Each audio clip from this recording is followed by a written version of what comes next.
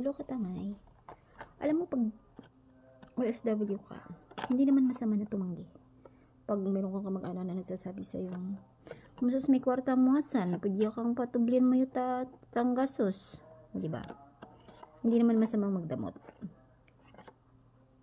Kasi nga, alam mo naman na wala ka nang sasahurin. Kasi puro resibo na lang yung naiiwan. Di ba? Ako kasi hindi naman ako madamot eh. Pero wala talaga eh. Resibo lang yung naiiwan sa akin. Ano man ang gagawin ko? Puruso kong yawa, pikatong yun. Ang jay na patubita kwarta. Ay, pasensya ra. Pasensya ra palangga. Pasensya ra anggay. Yukan lahi. Wala. Nampisay haupod. Nampisay haupod. Puro resiuray lang pag-arapan nung ani. Puro resiuray lang mga haupod tong yun.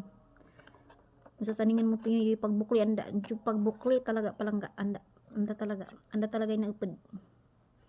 Mahim pa nga niyang resibo. Injo, halipatan, yung kwartang hapuhutan, no. Anda talaga, medyo ilam yung way. Ang pag, chilamtik tong kalimaw.